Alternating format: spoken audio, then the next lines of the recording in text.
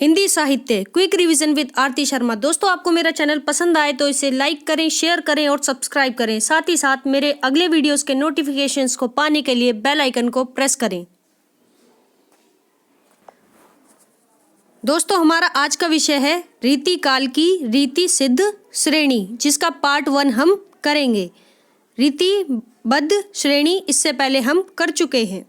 तो चलिए शुरू करते हैं प्रश्न 1 से रीति सिद्ध श्रेणी के प्रश्न। ध्यान दीजिए। प्रश्न 1, रीति काल की रीति सिद्ध श्रेणी में किन कवियों को स्थान दिया गया है? तो दोस्तों, रीति काल की रीति सिद्ध श्रेणी में वे कवि जिन्होंने लक्षण ग्रंथों की रचना नहीं की है, लेकिन रीति परंपरा का अनुसरण जरूर किया है। फिर से सुनिए। रीति काल की रीति सिद्ध श्रेणी में उन कवियों को स्थान दिया गया है जिन्होंने लक्षण ग्रंथों की रचना नहीं की है, लेकिन रीति परंपरा का अनुसरण जरूर किया है। ठीक है, यानी कि क्या कह रहे हैं कि लक्षण ग्रंथ इन्होंने नहीं रचे हैं, लेकिन जो रीति परंपरा जो चली आ रही थी उसका अनुसरण इन्होंने भी किया है। ठीक है। प्रश्न संख्या 3, ध्यान दीजिए।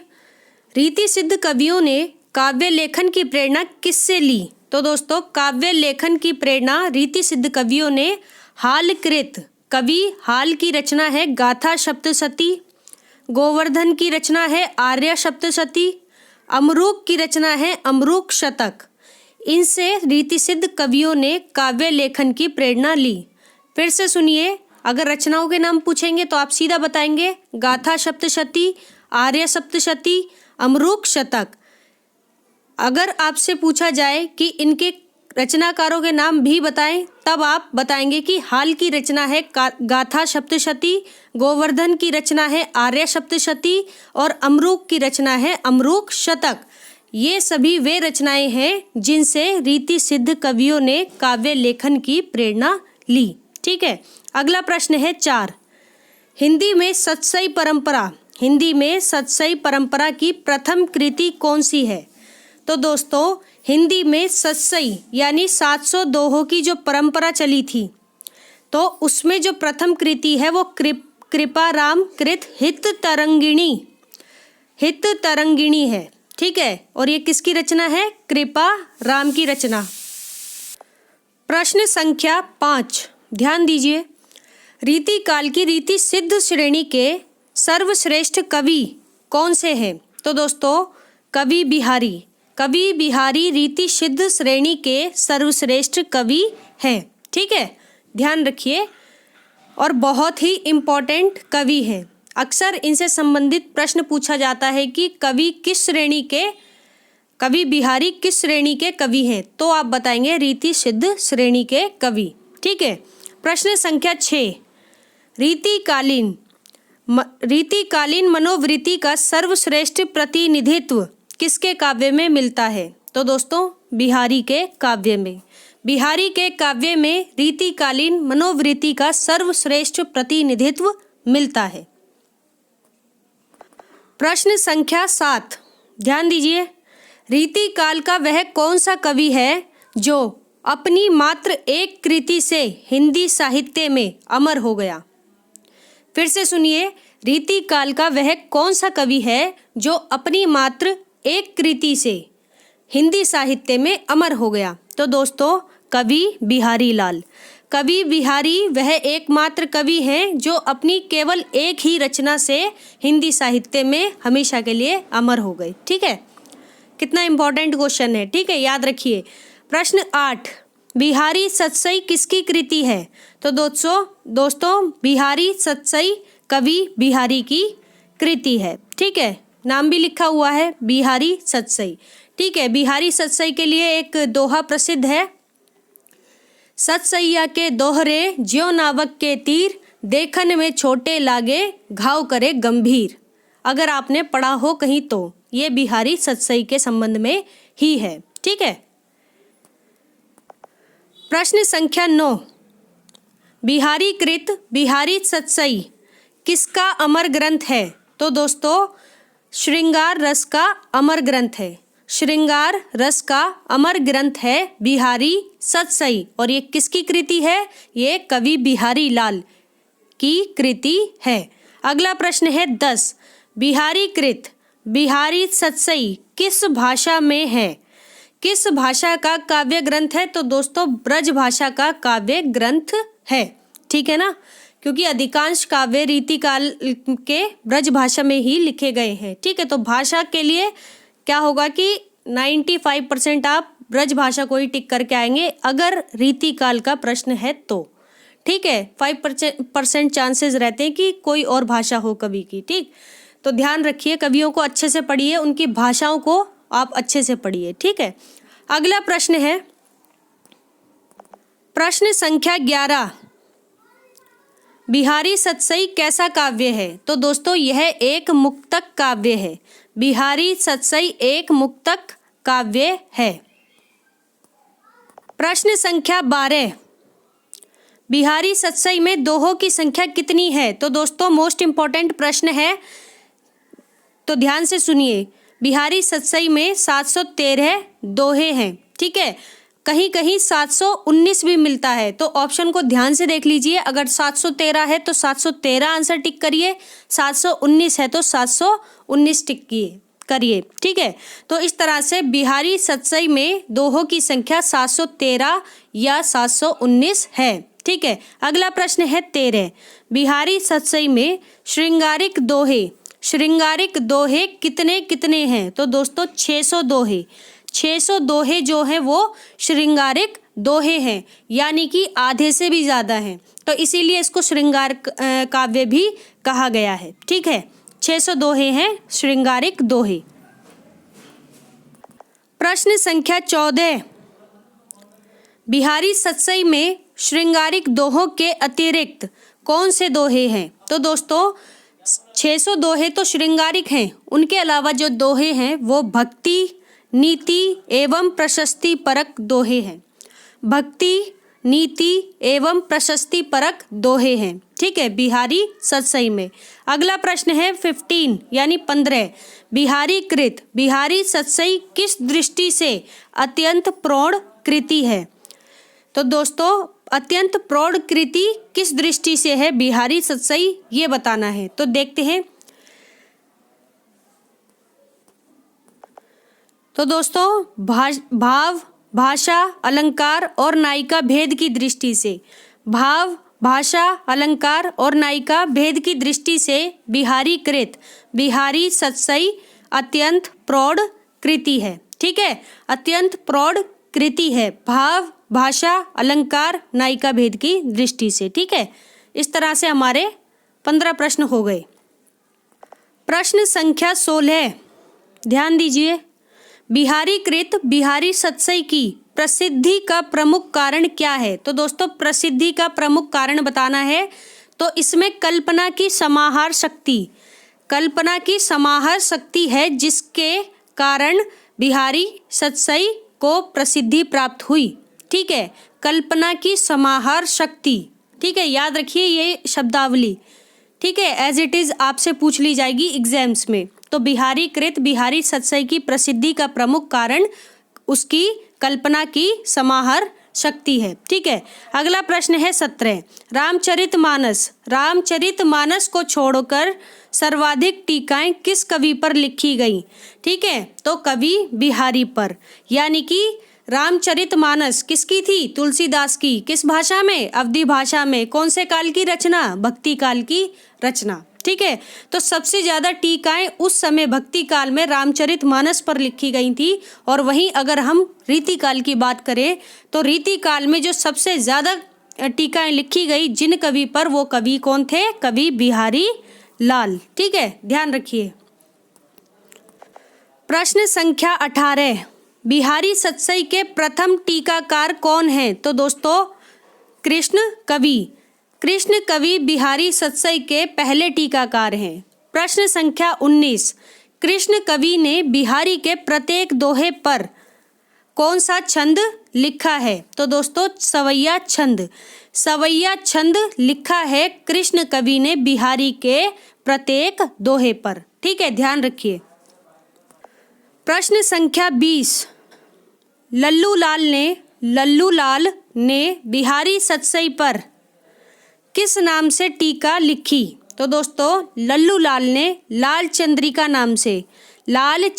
नाम से बिहारी सतसई पर टीका लिखी। ठीक है, प्रश्न ये भी पूछा जा सकता है कि लाल चंद्रिका क्या है, तो आप बताएंगे यह एक टीका है। किस पर आधारित है? तो दोस्तों बिहारी सतसई पर। ठीक है, तो इस तरह से, और किसकी है ये? लल्लू लाल की है। ठीक है, टीका। आगे देखते हैं प्रश्न 21, हरिचरण दास ने बिहारी सतसई की टीका किस नाम से लिखी है? तो दोस्तों हरिचरण दास ने बिहारी सतसई की टीका हरि प्रकाश टीका नाम से लिखी है। ठीक है, हरि प्रकाश टीका के नाम से लिखी है। तो ठीक है, ध्यान रखिए।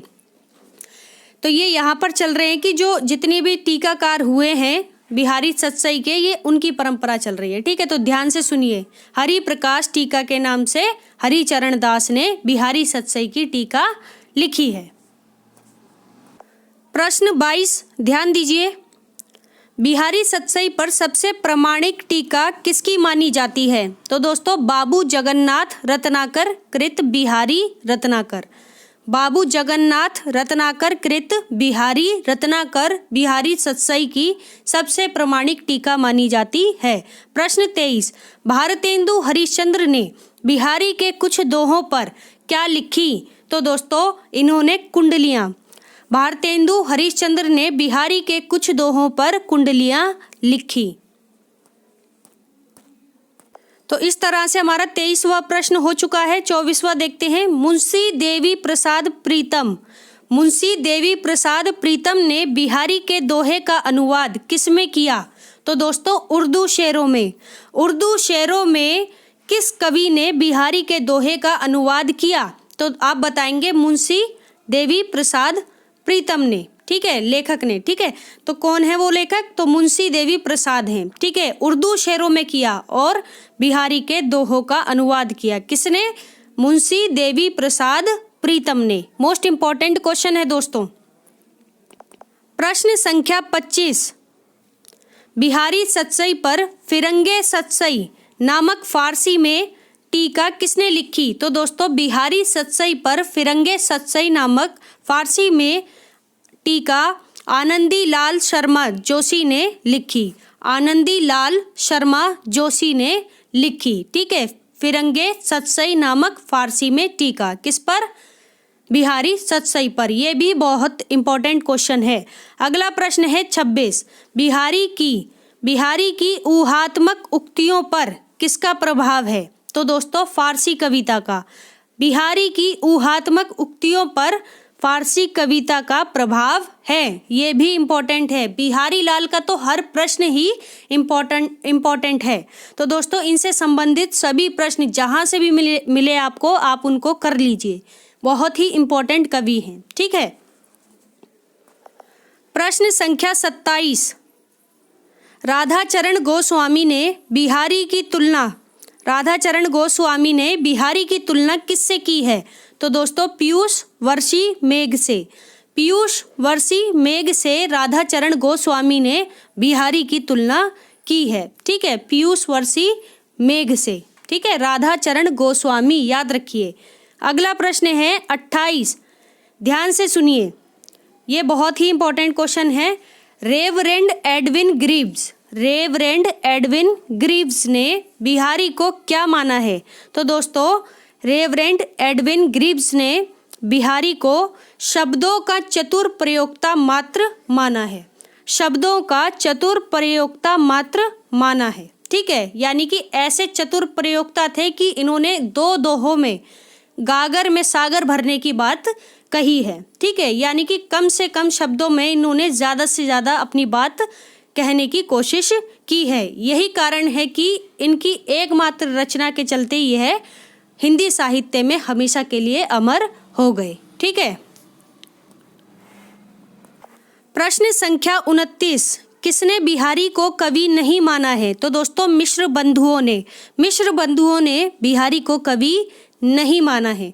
ठीक है, प्रश्न 31 देव बड़े की बिहारी, जब देव और बिहारी में आपस में तुलना की जा रही थी कि कौन बड़ा है, तब आलोचकों के मध्य हुए विवाद के जन्मदाता कौन थे? तो दोस्तों मिश्र बंधु, यानी कि जो देव बड़े की बिहारी को लेकर आलोचकों के बीच जो विवाद हुए थे तो उनके जन्मदाता थे मिश्र बंधु।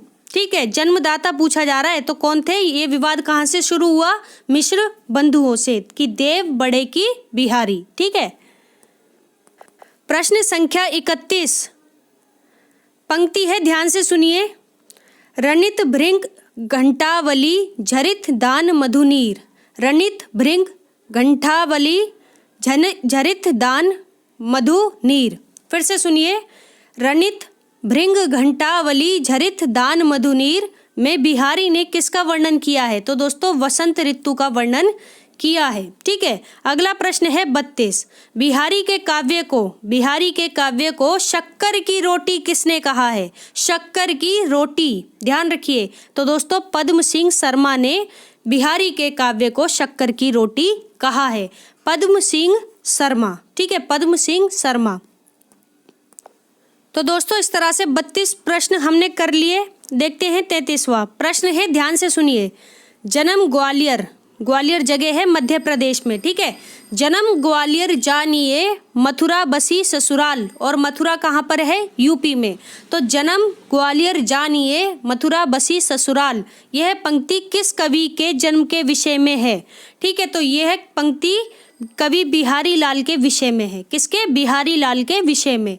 कहा जा रहा है कि जो उनका जन्म हुआ था वो ग्वालियर में हुआ था, और ऐसा जान पड़ता है कि जो उनकी ससुराल थी वो कहाँ थी? मथुरा में थी। तो याद रखिए। प्रश्न संख्या 34 कवि बिहारी को कौन सा ग्राम जागीर के रूप में दिया गया है? तो दोस्तों काली पहाड़ी नामक ग्राम जो था वो कवि बिहारी लाल को जागीर के रूप में दिया गया था। ठीक है, तो ये भी इम्पोर्टेंट क्वेश्चन है। मैंने कहा ना बिहारी के संबंध में हर प्रश्न इम्पोर्टेंट है, क्योंकि कवि बिहारी लाल खुद ही इम्पोर्टेंट कवि हैं। ठीक है, अगला प्रश्न है 35 कवि बिहारी ने किस प्रकार के ग्रंथों की रचना नहीं की है? तो दोस्तों नहीं की है तो यानी लक्षण ग्रंथों की रचना कवि बिहारी लाल ने नहीं की है। प्रश्न संख्या 36 पंक्ति है दोस्तों, कथन है, ध्यान से सुनिए। दृग उर्झत टूटत कुटुम जुरत चतुर चित प्रीति, परती गांठी दुर्जन हिये दई नई यह रीति। फिर से सुनिए। दृग उर्झत टूटत कुटुम जुरत चतुर चित प्रीति, परती गांठी दुर्जन हिये दई नहीं यह रीति। दई नई यह रीति, तो यह नई रीति किसने दी थी? तो दोस्तों ये कथन किसका है? ये कथन है कवि बिहारी लाल का। कितनी प्यारी पंक्ति है, पंक्ति पढ़ते ही अर्थ समझ आ रहा है। ठीक है, दृग उर्झत टूटत कुटुम जुरत चतुर चित प्रीति, परती गांठी दुर्जन हिये दई नई यह रीति। ठीक है, कवि बिहारी की पंक्ति है या कथन है। ठीक है, दोनों ही बातें ठीक हैं। तो दोस्तों हमारा वीडियो यही समाप्त होता है। Thanks for watching. अगर आपको मेरे वीडियो पसंद आ रहे हैं तो दोस्तों लाइक करें, शेयर करें और मेरे चैनल को सब्सक्राइब करें। साथ ही साथ मेरे वीडियोस के अगले नोटिफिकेशंस को पाने के लिए बेल आइकन को प्रेस करें। धन्यवाद दोस्तों।